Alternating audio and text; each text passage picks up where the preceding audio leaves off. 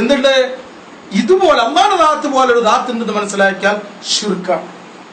അടുത്തത് സിഫാത്ത്, വിശേഷണങ്ങൾ. നമ്മളെ വിശേഷണങ്ങൾ പോലെയല്ല അള്ളാഹുവിന്റെ വിശേഷണം. എന്താണ് പറയുന്നത് മഹാന്മാര്? അള്ളാഹുവിന്റെ വിശേഷണങ്ങൾ എങ്ങനെയാണ്? അസലിയാണ് എന്നാണ്. അഖീദ വെച്ചിട്ടാണ് ഞാൻ ഈ പറയുന്നത്, സംസാരിക്കുന്നത്. അസലിയാണ്, പണ്ടേ പണ്ടുള്ളതാണ്. പിന്നെന്താണ്? ഖദീമായ സിഫാത്തുകളാണ്, അല്ലെ? പണ്ടേ പണ്ടുള്ളത് അസലി, ഖദീം എന്നാണ് പറയുന്നത്. പിന്നെ എന്താണ്? അബദിയാണ്, എല്ലായ്പ്പോഴും ഉണ്ടായി, നീങ്ങിപ്പോകില്ല എന്നർത്ഥം. അള്ളാന്റെ സിഫാത്ത് നീങ്ങിപ്പോകില്ല. ഇപ്പൊ നമ്മളുടെ സിഫാത്തുകളൊക്കെ കുറച്ച് കഴിഞ്ഞാൽ കാഴ്ചയിലില്ല. നമ്മൾ പറയും മൂപ്പർക്ക് ഇപ്പൊ കാഴ്ച നഷ്ടപ്പെട്ടു പോയി, അല്ലെങ്കിൽ ഇപ്പൊ ലബീബിനെ പോലത്തോരൊക്കെ കണ്ണടക്കി വെച്ചിട്ട് വന്നിരിക്കണം. എന്താ കാരണം? കാഴ്ച കുറഞ്ഞു പോയി.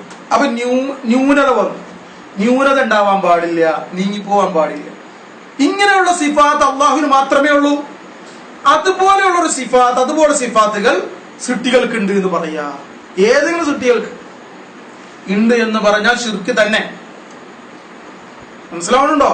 അള്ളാഹുവിൽ പങ്കു ചേർക്കൽ എങ്ങനെയാണെന്നാണ് അശ്അരി അഖീദ പ്രകാരം, അല്ലെങ്കിൽ അള്ളാഹുവിന്റെ റസൂൽ പഠിപ്പിച്ചത് പ്രകാരം ഷിർക്ക് എങ്ങനെ വരുന്നതിന്റെ തലങ്ങളാണ് ഞാൻ ഈ പറഞ്ഞു തരുന്നത്.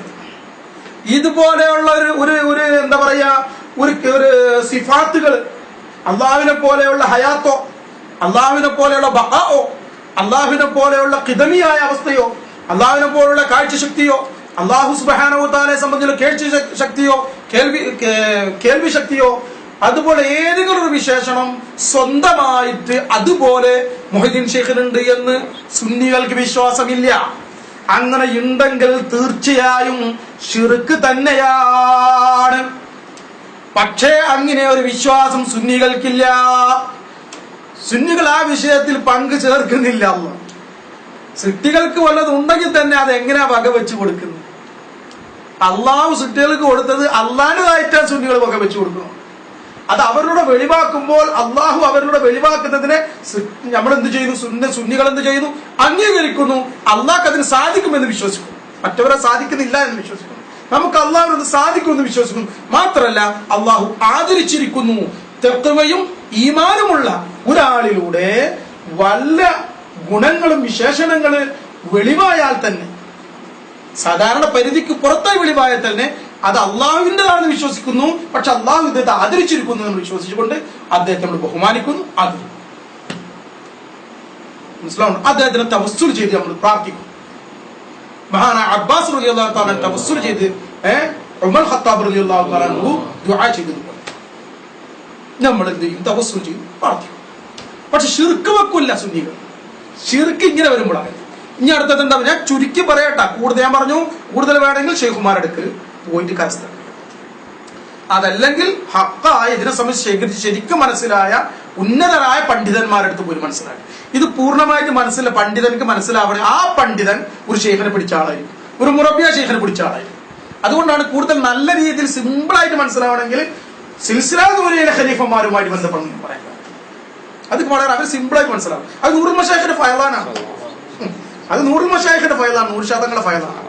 അവർക്ക് അള്ളാഹു തആല നൽകിയ പ്രത്യേക അവസ്ഥയാണ്. അവരുടെ മുരീദന്മാർ അവരിലൂടെ അള്ളാഹു നൽകിയാണ്. അള്ളാഹു ശുക്ർ. പിന്നെന്താണ് പറഞ്ഞത്? അഫ്ആല്, പ്രവർത്തനങ്ങൾ. അള്ളാഹുവിന്റെ പ്രവർത്തനങ്ങൾ എങ്ങനെയുള്ള പ്രവർത്തനങ്ങളാണ്? നിങ്ങളത് ചിന്തിച്ചു നോക്കി. പ്രവർത്തിക്കണമെങ്കിൽ നമ്മള് സാമൂഹ്യ പാഠത്തിലൊക്കെ പഠിക്കും, ഫിസിക്സിൽ പലതിലും പഠിക്കാറുണ്ട്. ചില കാര്യങ്ങൾ അതിൽ ചിലപ്പോ കാണാം എന്താണ്, എല്ലാ പ്രവർത്തനങ്ങൾക്കും ഊർജം ആവശ്യമാണ്. പ്രവർത്തനത്തിന് നിദാനം എന്താണ്? ഖുവ്വത്ത്, ശക്തി. വഅന്നൽ ഖുവ്വത ലില്ലാഹി ജമിഅ. തീർച്ചയായും എല്ലാ കഴിവുകളും അള്ളാഹുവിന് മാത്രമാണ് എന്നാണ് പരിശുദ്ധ ഖുർആൻ പറഞ്ഞത്. അത് തന്നെ സുന്നത്ത് ജമാഅത്തിന്റെ. അതായത് അള്ളാഹു തആല പ്രവർത്തിക്കുന്നത് സ്വയം ശക്തി കൊണ്ടാണ്. സ്വയം ശക്തി കൊണ്ടുള്ള പ്രവർത്തനങ്ങളാണ് അള്ളാഹുവിന് ഉണ്ടായിരിക്കുന്നത്. മാത്രമല്ല അള്ളാഹുവിന്റെ പ്രവർത്തനം വളരെ പൂർണ്ണമായിരിക്കും, ന്യൂനതയില്ലാത്ത പ്രവർത്തനങ്ങളായിരിക്കും. അള്ളാഹു എല്ലാറ്റിനും കഴിവുള്ളവനാണ്. അവൻ സ്വയം കഴിവുള്ളവനാണ്, സ്വയം ദാത്ത് കൊണ്ട് കഴിവുള്ളവനാണ് അവൻ. ഇതാണ് അള്ളാഹുവിന്റെ പ്രവർത്തനം. അപ്പൊ അതിലാരും പങ്കേൽക്കാൻ പാടില്ല. സൃഷ്ടികൾക്ക് സ്വയമായി കഴിവുണ്ട് എന്ന് വിശ്വസിച്ചാൽ ഷിർക്ക്. മുഹ്യിദ്ദീൻ ശൈഖ് റളിയല്ലാഹു തആല അൻഹു, ഖാജാ മുഈനുദ്ദീൻ ചിശ്തി അജ്മീരി റളിയല്ലാഹു തആല അൻഹു, അല്ലെങ്കിൽ ഏതെങ്കിലും വലിയനോ അവർക്ക് സ്വന്തമായി അവരിലുള്ള എന്തെങ്കിലും കറാമത്തുകളോ വല്ല കഴിവുകളോ അവർക്ക് സ്വന്തമായിട്ടുള്ളതാണെന്ന് സുന്നി വിശ്വസിക്കുന്നില്ല.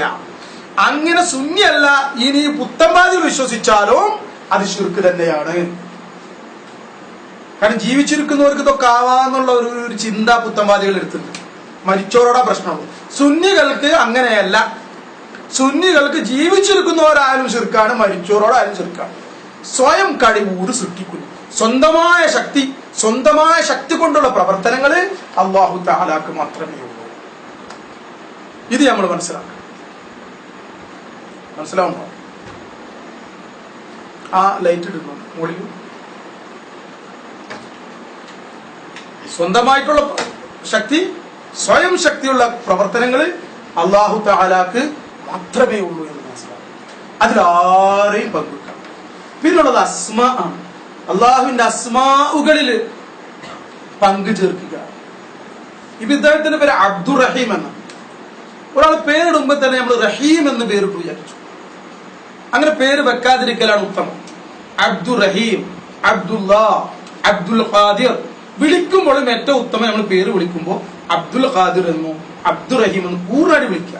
റഹീമെ ഖാദിറ എന്ന് വിളിക്കാൻ പാടില്ല. അള്ളാഹുവിന്റെ നാമങ്ങൾ അള്ളാഹുവിന് മാത്രം വകവെച്ചു കൊടുക്കുക. പിന്നെ മറ്റൊരു വിഷയമുണ്ട്.